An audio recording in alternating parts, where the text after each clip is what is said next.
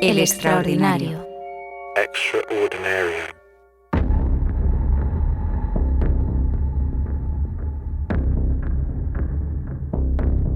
Hoy te paras y un tipo en la tele te vuelve a decir judío de mierda. Me vuelvo a pelear. No estoy arrepentido de haber peleado con Samid. Si hay que agarrarse a piñas, que agarrarse a piñas. En el inicio pensamos que la pelea había durado tan solo unos minutos. Un par de chicanas, unos golpes y listo. No me voy a arrepentir. Usted se tiene que arrepentir porque yo no hice nada de eso. Bueno, usted no puede decir. No puede decir eso. no. ¿Cómo vas a decir eso, No. judío de puta? Pará. Luego descubrimos que era mucho más que eso.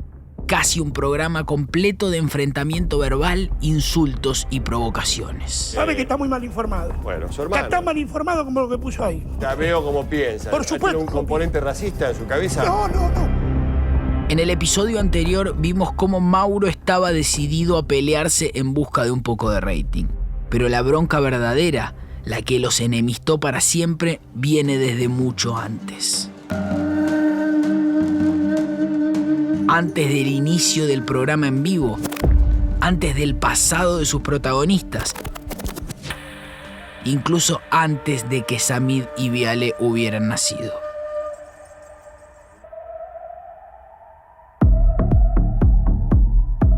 Dicen que en este país es imposible aburrirse. Vivimos en una eterna ficción, en un show constante con personajes imposibles, momentos épicos y frases inolvidables. Pero, ¿qué hay más allá de la superficie? Bienvenidos a Efecto Iceberg, donde nos sumergimos en aquellos recordados sucesos argentinos de la televisión y la cultura popular para analizarlos a fondo.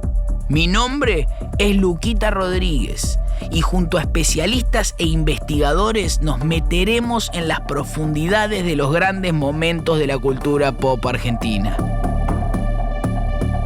Efecto Iceberg, Samid vs Viale, la pelea histórica, episodio 3.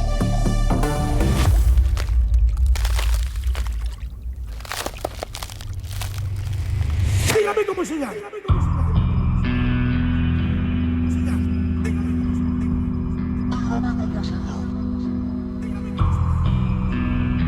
Durante la mítica pelea, los contrincantes no solo se golpean con puños, también atacan con sus palabras.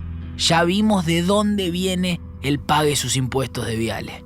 Del otro lado, Samid blande un insistente dígame cómo se llama. Yo de todas maneras fui preparado, le comenté a algunos amigos míos, me invitó para esto, pero dice, mira, yo te voy a dar un dato, por si el tipo te dice algo más que no corresponde.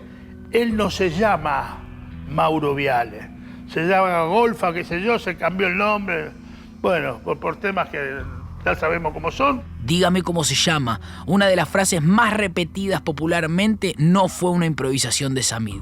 Fue una especie de as bajo la manga que el rey de la carne había llevado preparado. Ahora la pregunta evidente es, ¿por qué a Viale le molestaría que alguien señale que se cambió el nombre? La acusación que le hace Samid es, decime cómo te llamás, cuál es tu nombre verdadero. Vos que te estás escondiendo, sos un judío escondido atrás de un apellido cristiano. Iván Cherhovsky, doctor en antropología y especialista en historia judía en Argentina, considera que esta pregunta implica mucho más. Mauro Viale, digamos, era explícito que era judío, no estaba oculto eso. Entonces, esta acusación, vos tenés vergüenza de ser judío, te ocultás detrás de un nombre cristiano, implica, por un lado, es tan oprobioso ser judío que lo tenés que ocultar. Y segundo, estás traicionando a tu misma fe, a tu misma comunidad, porque un buen judío debería dar la cara y debería mostrarse orgulloso de ser judío después del Holocausto, el antisemitismo. Entonces es una acusación muy dura. ¿No? Yo me llamo Alberto Samid, acá a la mañana y a la noche. ¿Y usted cómo se llama? ¿Cómo se llama usted? Está bien, ¿Cómo Alberto, se llama usted? pero tiene un Si usted no razonamiento. sabe cómo se Alberto, llama, ¿qué va a entender Alberto, usted? tiene un Usted no razón- puede entender nada. Alberto.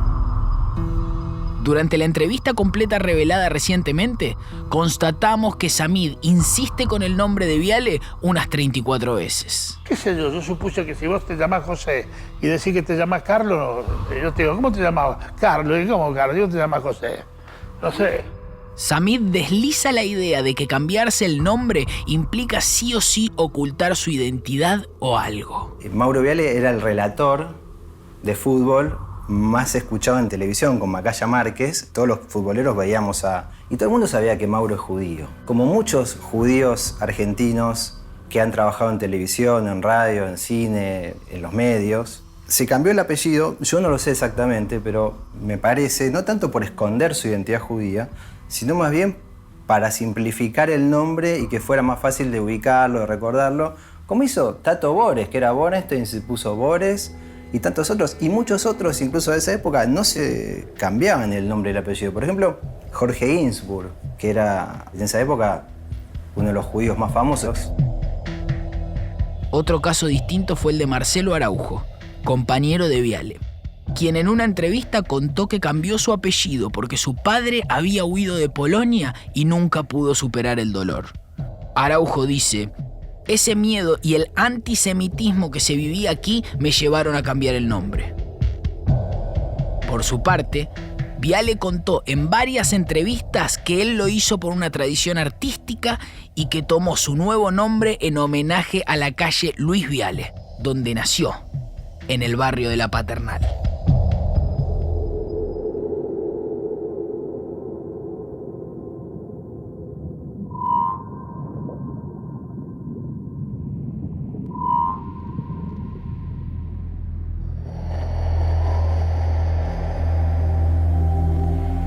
Volviendo a la acusación velada de Samid, la idea de que Viale oculta algo es apenas la punta de un iceberg que esconde algo mucho más profundo. En la modernidad son los dos tipos de discurso antisemita que existen.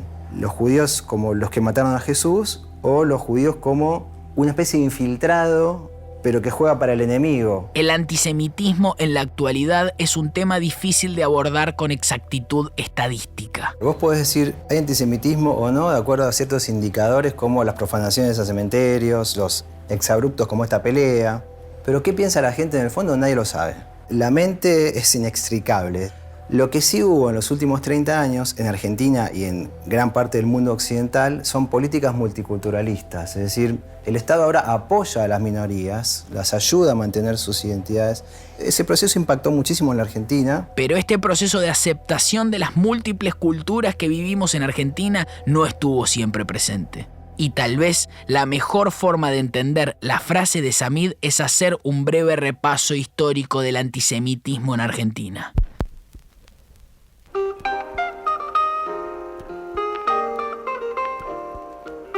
Nosotros veníamos de por lo menos 50 años difíciles para la comunidad judía, entre 1930 y 1980, más o menos.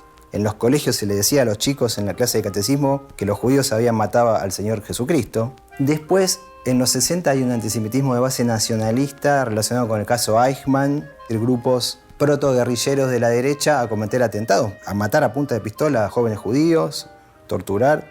Después viene la dictadura militar. La dictadura fue muy antisemita. Y un 10% de los desaparecidos en Argentina son judíos. Tras 50 años de mitos que intentaban instalar a los judíos como enemigos, recién en los años 80, con la vuelta de la democracia, algo comenzó a cambiar. Empieza a cambiar muchísimo la relación de la sociedad con los judíos. También empieza a tomar conciencia la sociedad en Argentina y a nivel mundial del Holocausto. Los 80 es el momento del descongelamiento de esos mitos. Pero imagínate que uno puede decir, ¿cuándo empezó la democracia? En diciembre del 83. ¿Cuándo se descongelaron esos mitos? Y es un proceso. Se van descongelando con políticas educativas. En el 88 sale la ley antidiscriminación, en el 89 se crea el INADI, en el 94 se reformula la Constitución y se ponen varias prerrogativas que apuntan al multiculturalismo. Entonces, la educación va haciendo su trabajo, los medios también ayudan. Ya para la época en la que sucedió la pelea Samid versus Viale, las cosas habían mejorado mucho y la multiculturalidad estaba presente en Argentina. En el cine argentino, a partir del 2000, con El abrazo partido, hay un boom de identidad judía en el cine argentino. Muchas películas incorporaron personajes o tramas judías casi por primera vez en la historia del cine. El público reaccionó siempre bien a esos personajes judíos. Y esa es una buena señal de que funcionó la integración en Argentina. Y en la actualidad, A nivel de discriminación o aceptación, el momento de mayor integración y hasta yo diría eso, de filosemitismo de gran parte de la sociedad argentina.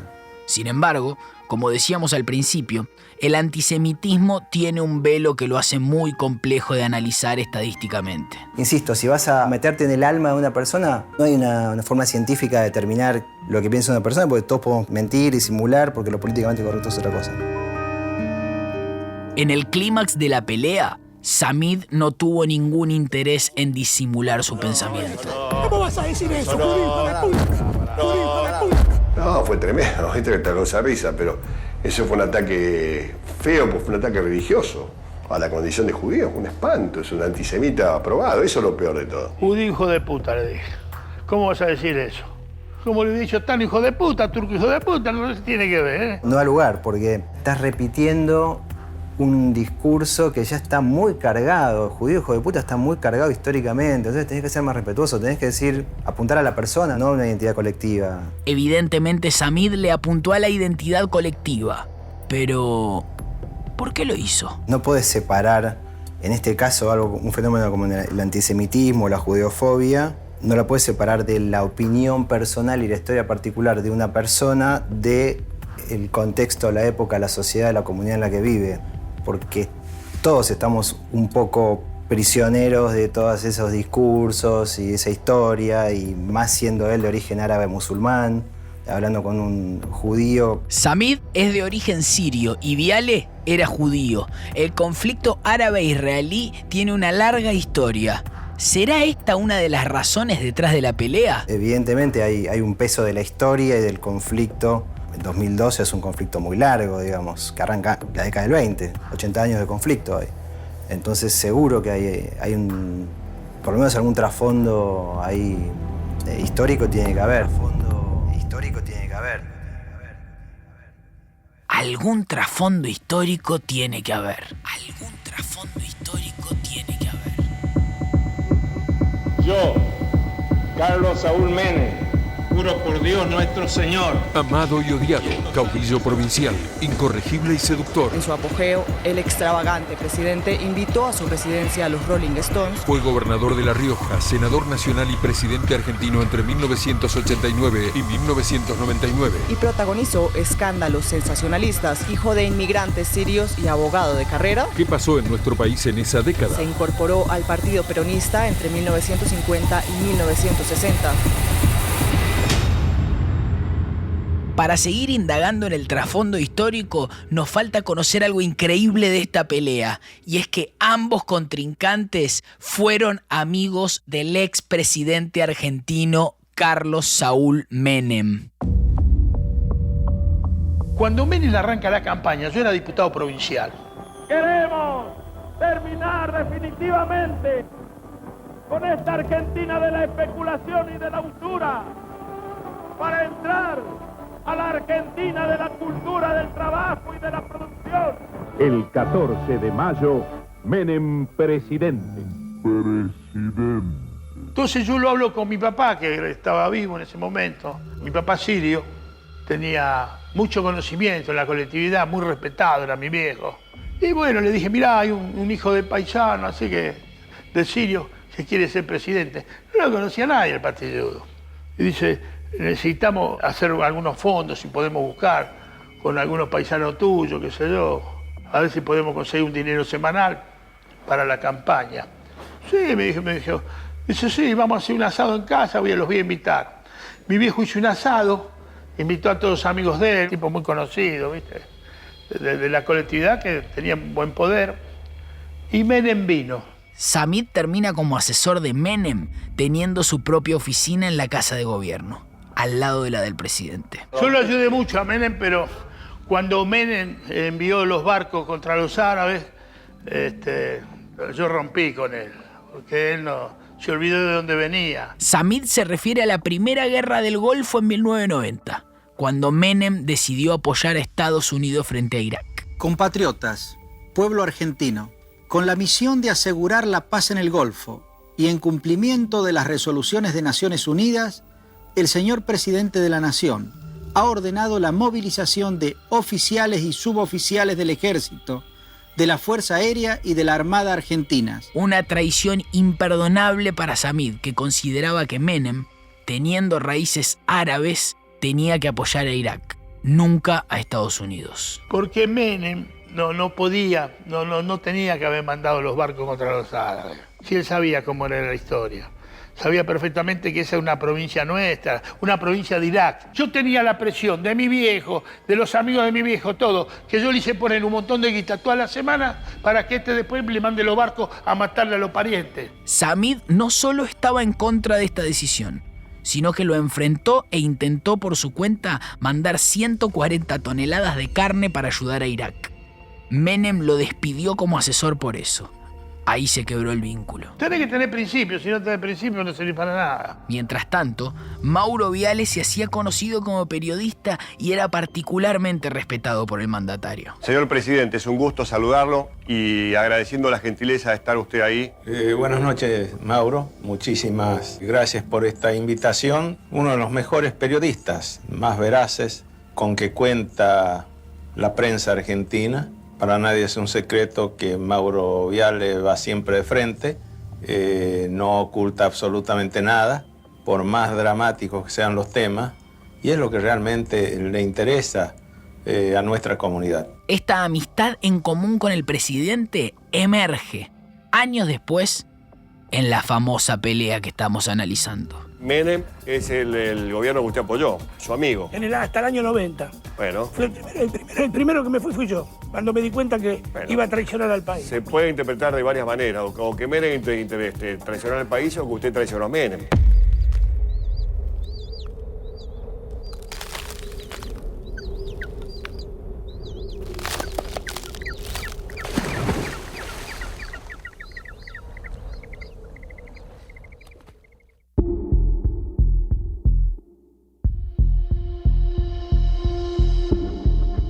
Hay otra reconocida frase durante la pelea que remite directamente a los años del gobierno de Carlos Saúl Menem. Usted avaló la bomba a la AMIA. Usted avaló la bomba a la AMIA.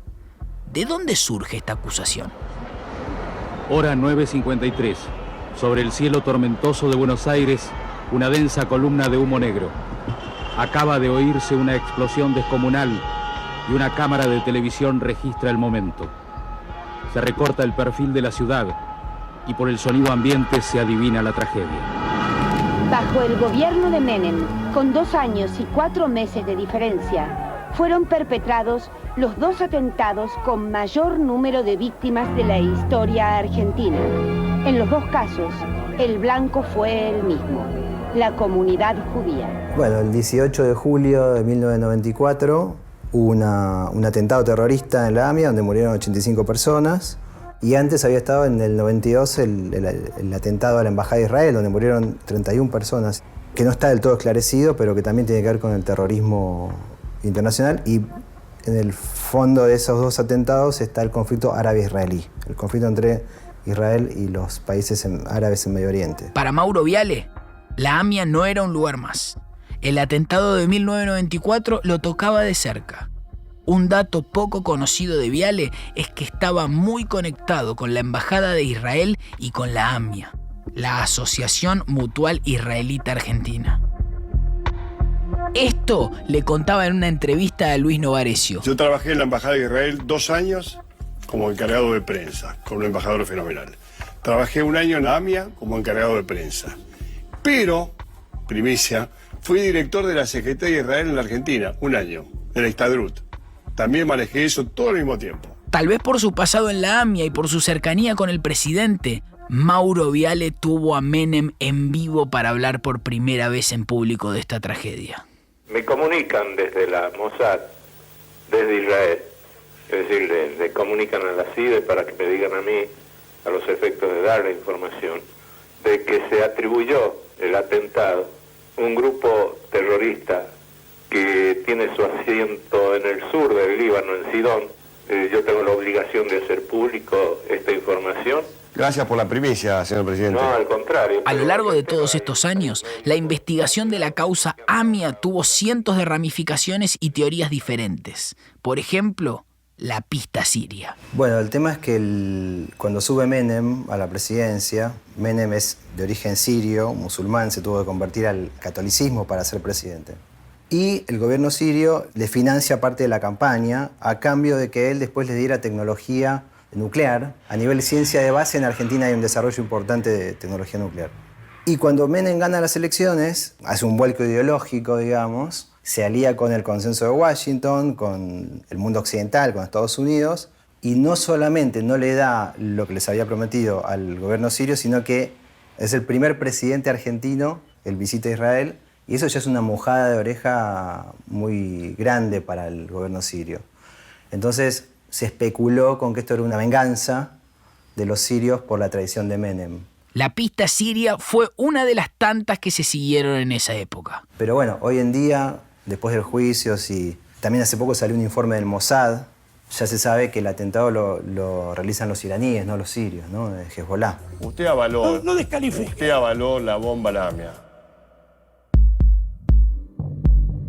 Poco a poco vimos cómo todo lo que sucede en la pelea nace en el pasado de los contrincantes. Cada una de las frases que recordamos tiene su trasfondo histórico, político, religioso, económico o social. Pero aún nos queda la frase más célebre de la pelea, la que repetimos hasta el cansancio. Usted tiene que arrepentirse de lo que dijo. Claro, porque yo cuando me ofende tan grave, yo me acerco y le digo, mirá, usted se tiene que arrepentir de lo que me dijo. No puede decir semejante barbaridad por todo lo que significaba. Yo pensé, va a decir, no, mire, cualquiera se le escapa una palabra, la verdad. A cualquiera puede decir algo y decimos, no, mira, discúlpame. Disculpe y se terminó, ya está. Como a mí me pasó, yo me he equivocado en otro momento de mi vida y se me escapó una palabra y yo pedí disculpas. Y yo pensé que iba a pasar lo mismo.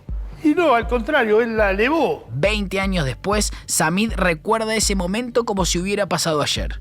El momento en el que Mauro no solo no se arrepiente, sino que redobla la apuesta y da a entender que sabe más de lo que dice. Usted no puede decir semejante barbaridad. Usted no puede decir semejante barbaridad. Nos conocemos bien, ¿eh? No puede decir eso. Nos conocemos bien. Como que sabíamos cosas que él y yo y la gente no sabía. Usted y yo sabemos bien, qué sé yo, dijo algo así. Si yo en algún momento en la historia de este tema de la AMIA, una sola vez me hubieran llamado para preguntarme algo, pero nunca nadie me llamó ni para preguntarme nada. Yo estoy alejado a 1000 kilómetros de todo eso. Nada que ver. Nada. No sé por qué lo dijo. Porque si dice, se lo dije porque una vez lo llamó. Nadie me llamó nunca nada. Yo no estoy en ni un expediente, en nada. En aquella época, como vimos, Viale tenía una gran relación con Menem, con la AMIA y con la Embajada de Israel. El Mauro de los 90 fue uno de los creadores de quizás una de las facetas más feas que tuvo la sociedad argentina en esa mezcla de farándula y política que hizo mucho daño.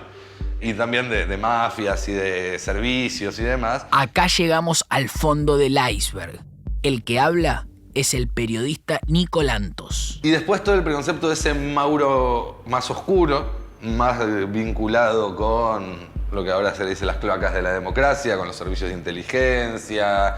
Estoy seguro que sabía muchísimas cosas sobre el atentado a la AMIA y a la Embajada de Israel, sobre todo, que es cuando él estaba ahí, que no son las que sabemos todos. Viale nunca volvió a hablar de este tema, así que quizás nunca sabremos por qué dijo lo que dijo. No, lo mío fue lo de los impuestos. Y jodió con los impuestos. Y al final dijo, usted avaló. Que no sé qué carajo quiere decir avaló, porque no dijo usted puso la bomba.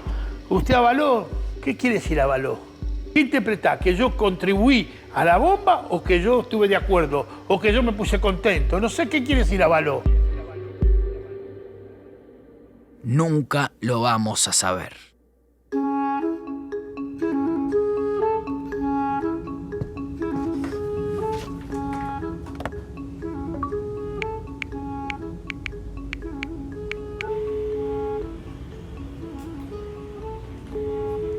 Samid, Malatón, ¿cómo andás? Una muy breve consulta. Recordame lo siguiente, ¿vos sos musulmán o sirio ortodoxo?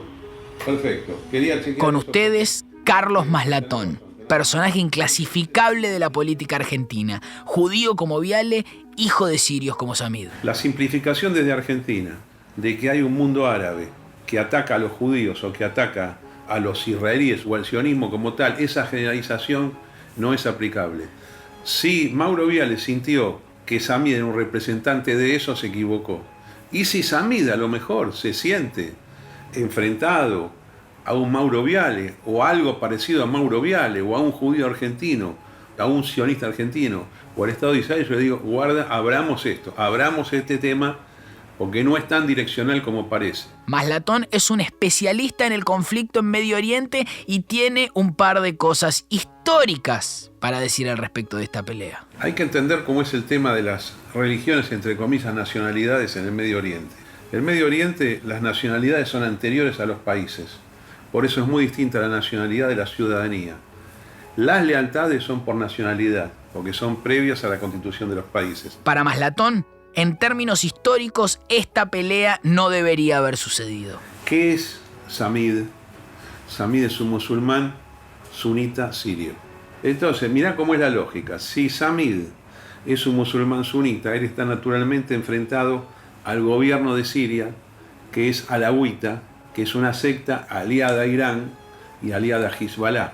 Según las raíces de ambos contrincantes, según sus verdaderos orígenes, Viale y Samid deberían estar hermanados. Estos dos están peleando por cosas que no tienen sentido. Porque la acusación de uno a otro de que es cómplice o colaborador o justificador de un atentado, eso fue hecho por gente que no corresponde a la línea política teórica que tiene que tener Samid, porque es un musulmán sunita. O sea que verlo a Samid objetivamente como un aliado del gobierno de Siria y a su vez aliado de Hezbollah y de Irán es una incoherencia total. Vos no le podés decir a un musulmán sirio, me metiste la bomba en la AMIA, porque justamente están totalmente enfrentados.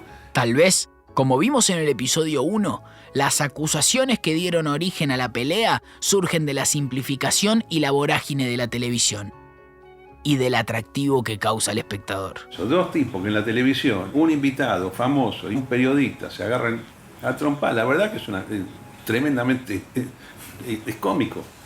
Ahora vos sabés que hay muchos programas en la televisión árabe, programas así como ese de Viale, que se agarran a trompadas. Fíjense, trompadas en el mundo árabe, en la televisión egipcia, en la televisión del Líbano inclusive, un montón hay así. Levantan mesas, tiran todo por los aires, sillazos, en vivo.